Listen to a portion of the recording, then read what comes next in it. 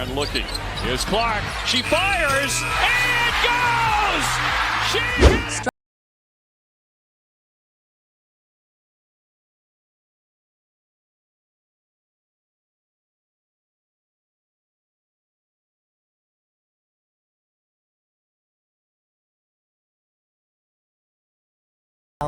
Demonstrated that it took more than just courage to make the shot. See how she grabbed the ball and ran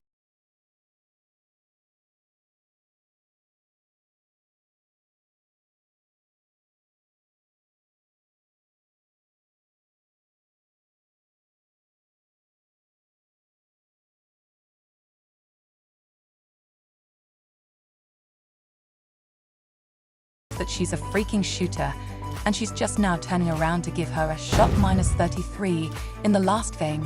She was able to make her colleagues appear fantastic, even though she was saying you couldn't see it was near.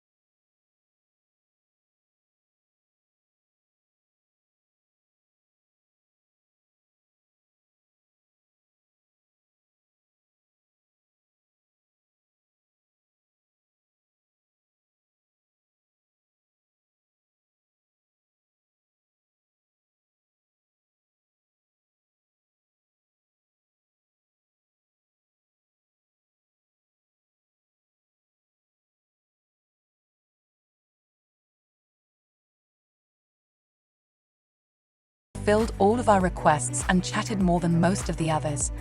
Seems like she just felt really at ease conversing both on the court and on the bench, like one of the toughest things that she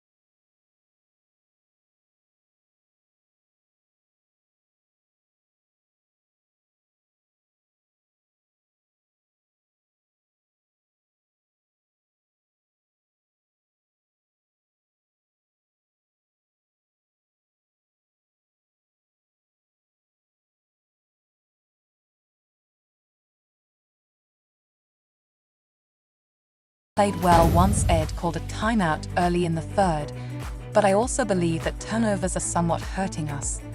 Though I believe we performed better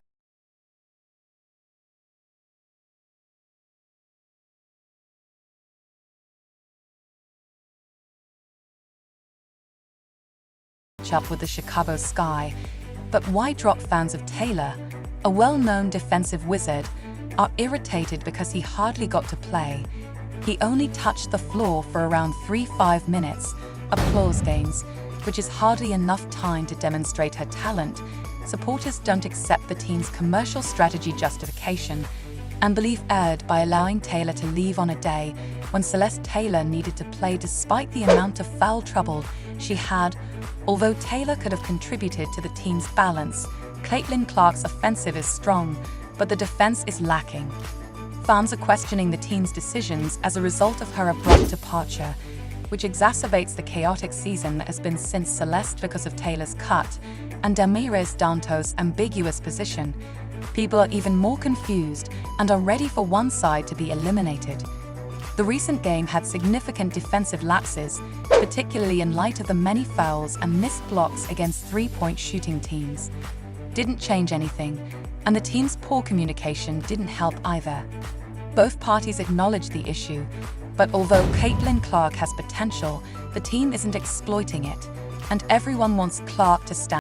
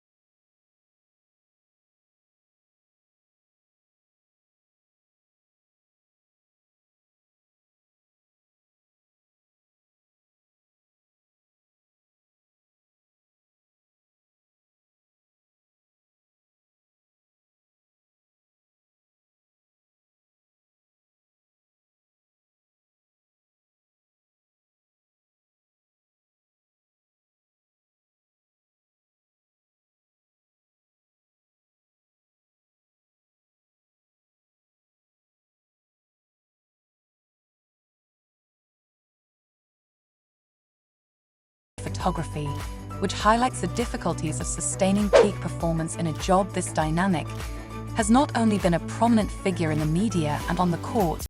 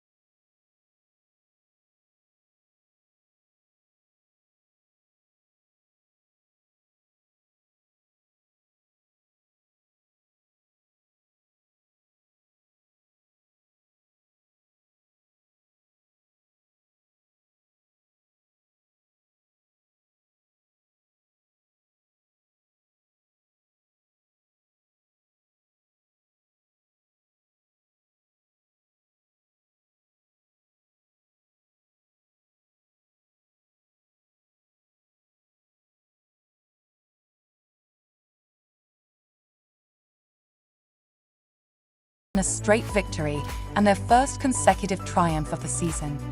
Defeated the Chicago Sky 91-83. Without a doubt, Clark served as the catalyst. She gave the Triumph her best effort to date in her early WNBA career, something Nia Coffey is good at. Every time someone attempts to support Haley Jones' offensive assignment down the floor, it will a group effort to keep Clark inside the boundaries of matching her whole output.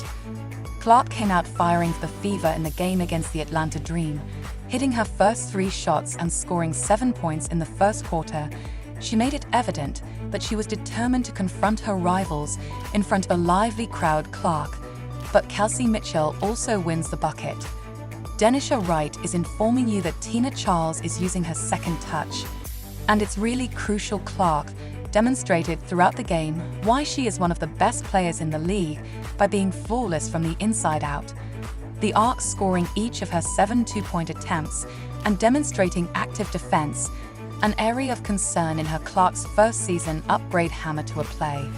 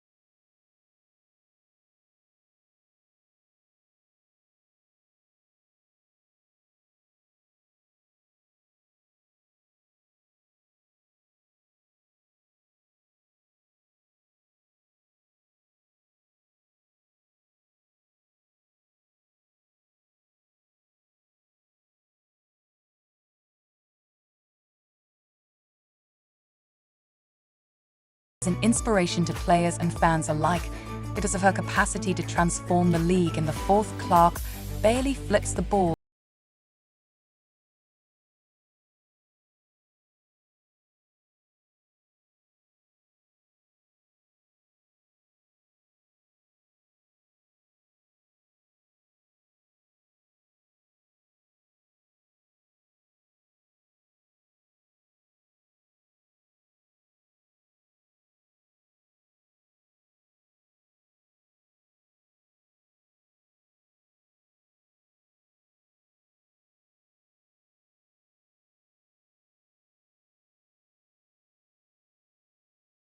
And skill are inspiring a new generation of, as she continues to shine. Caitlin Clark is changing the perception of what it means to be a WNBA star for both players and spectators. Changing the rules, the NBA is clearly supporting Clark because they